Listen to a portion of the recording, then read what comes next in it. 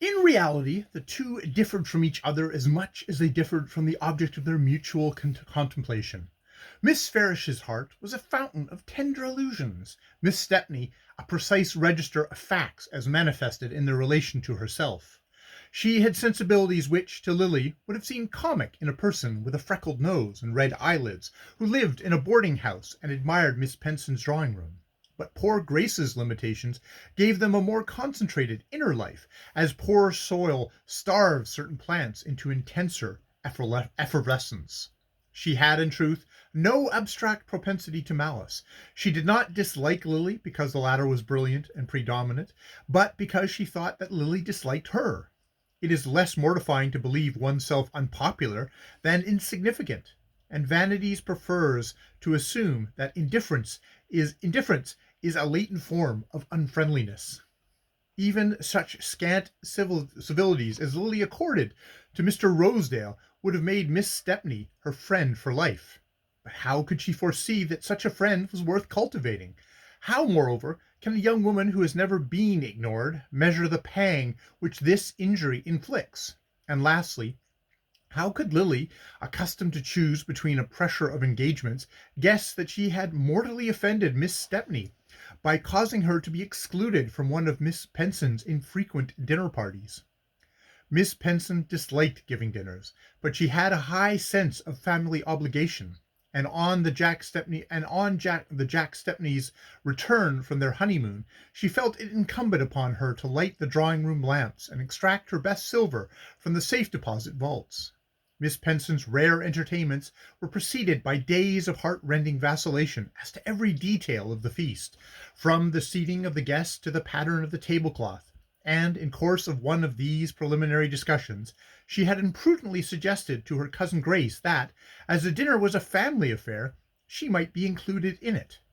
For a week the prospect had lighted up Miss Stepney's colourless existence. Then she had been given to understand that it would be more convenient to have her another day. Miss Stepney knew exactly what had happened. Lily, to whom family reunions were occasions of unalloyed dullness, had persuaded her aunt that her dinner of smart people would be much more to the taste of the young couple, and Miss Penson, who leaned helplessly on her niece in social matters, had been prevailed upon to pronounce Grace's exile. After all, Grace could come any other day. Why should she mind being put off? It was precisely because Miss Stepney could come any other day, and because she knew her relations were in the secret of her unoccupied evenings, that this incident loomed gigantically on her horizon. She was aware that she had Lily to thank for it, and dull resentment was turned to active animosity. Miss Penson, on whom she had looked in a day or two after the dinner, laid down her crochet work and turned abruptly from her oblique survey of Fifth Avenue. "Gus? Lily and Gus Trenor?" she said, growing so suddenly pale that her visitor was almost alarmed. "Oh, Cousin Julia, of course, I don't know what you do mean," said Miss Penson, with a frightened quiver in her small, fretful voice. "Such things were never heard of in my day. And my own niece! I'm not sure I understand you. Do people say he's in love with her?" Miss Penson's horror was genuine. Though she boasted an unequaled familiarity with the secret chronicles of society, she had the innocence of the schoolgirl who regards wickedness as a part of history, and to whom it never occurs that the scandals she reads of in lesson hours may be repeating themselves in the next street. Miss Penson had kept her imagination shrouded, like the drawing-room furniture. She knew, of course, that society was very much changed, and that many women her mother would have thought peculiar were now in position to be critical about their visiting lists. She had discussed the perils of divorce with her rector, and had felt thankful at times that Lily was still unmarried. But the idea that any scandal could attach to a young girl's name, above all that it could be lightly coupled with that of a married man, was so new to her that she was as much aghast as if she had been accused of leaving her carpets down all summer, or of violating any other cardinal laws of housekeeping. Miss Stepney, when her first fright had subsided, began to feel the superiority the great breadth of mind confers. It was really pitiable to be as ignorant of the world as Miss Penson. She smiled at the latter's question. People always say unpleasant things, and certainly they're a great deal together. A friend of mine met them the other day and other afternoon in the park, quite late, after the lamps were lit. It's a pity Lily makes herself so conspicuous." "Conspicuous?" gasped Mrs. Penson.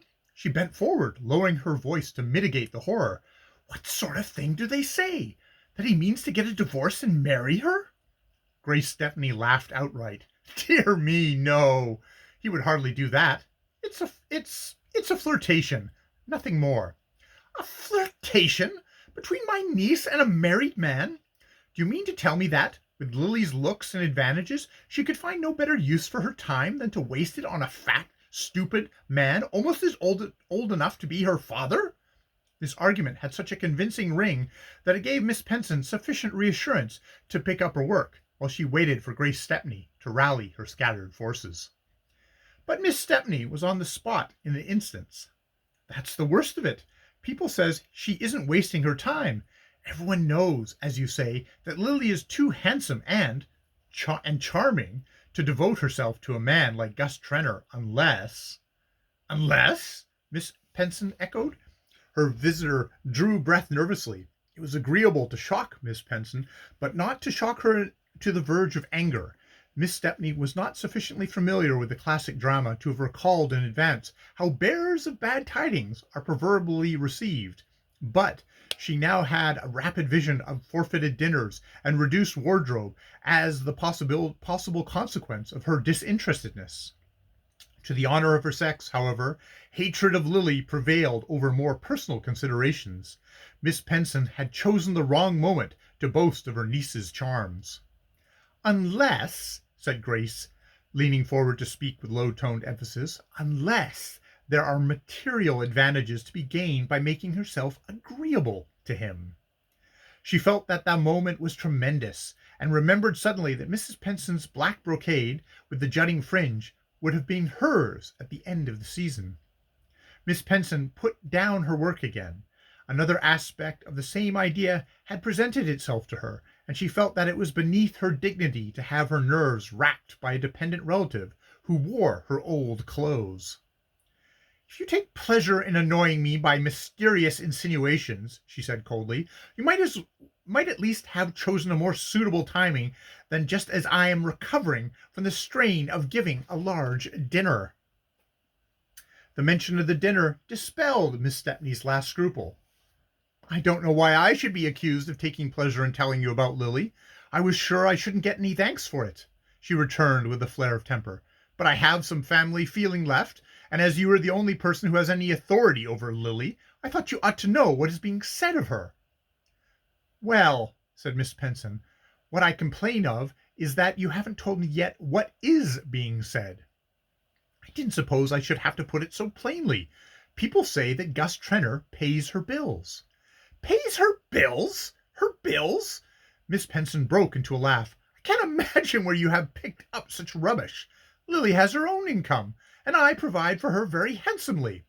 "Oh, we all know that," interposed Miss Stepney dryly, "but Lily wears a great many smart gowns." "I like her to be well dressed. It's only suitable." "Certainly, but then there are her gambling debts besides." Miss Stepney, in the beginning, had not meant to bring up this point, but Miss Penson had only her own incredulity to blame. She was like the stiff-necked unbelievers of Scripture, who must be annihilated to be convinced. "Gambling debts? Lily?" Miss Penson's voice shook with anger and bewilderment. She wondered whether Grace Stepney had gone out of her mind. "What do you mean by her gambling debts?" "Simply that if one plays bridge for money in Lily's set, one is liable to lose a great deal. And I don't suppose Lily always wins."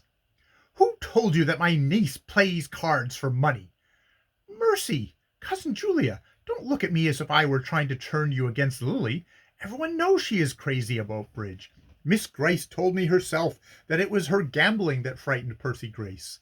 It seems that he was really taken with her at first, but of course, among Lily's friends, it's quite the custom for girls to play for money. In fact, people are inclined to excuse her on that account." "To excuse her for what?" "For being hard up, and accepting attentions from men like Gus Trenor and George Dorset. Miss Penson gave another cry. George Dorset? Is there anyone else? I should like to know the worst, if you please. Don't put it that way, Cousin Julia. Lately, Lily has been a good deal with the Dorsets, and he seems to admire her. But of course, that's only natural, and I'm sure there is no truth in the horrid things people say. But she has been spending a great deal of money this winter.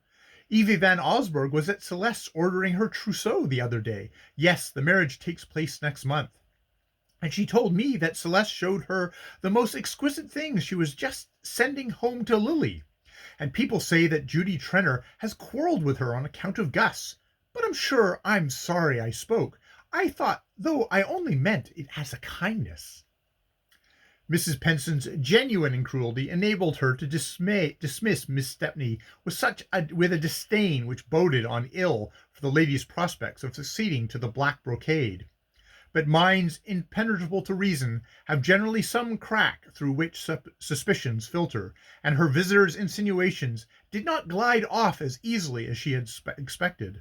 Miss Penson disliked scenes, and her determination to avoid them had always led her to hold herself aloof from the details of Lily's life. In her youth, girls had not been supposed to require close supervision. They were generally assumed to be taken up with the legitimate business of courtship and marriage, and interference in such affairs on the part of their natural guardians was considered as unwarrantable as a spectator suddenly joining in a game. There had, of course, been fast girls even in Miss Penson's early experience, but their fastness, at worst, was understood to be mere excess of animal spirits, against which there could be no graver charge than that of being unladylike. The modern fastness appeared synonymous with immorality, and the mere idea of immorality was as offensive to Miss Penson as the smell of cooking in the drawing-room. It was one of the conceptions her mind refused to admit. She had no immediate intention of repeating to Lily what she had heard, or even trying to ascertain its truth by means of discreet interrogation. To do so might to provoke a scene, and a scene, in the shaken state of Miss Penson's nerves, with the effects of her dinner not worn off, and her mind still tremulous with new impressions, was a risk she deemed it her duty to avoid. But there remained in her thoughts a settled deposit of resentment against her niece, all the denser because it was not to be cleared by explanations or discussions. It was horrible of a young girl to let herself be talked about. However unfounded the charges against her, she must be to blame for their having been made. Miss Penson felt as if there had been a contagious illness in the house, and she was doomed to sit shivering among her contaminated furniture. End of chapter 11.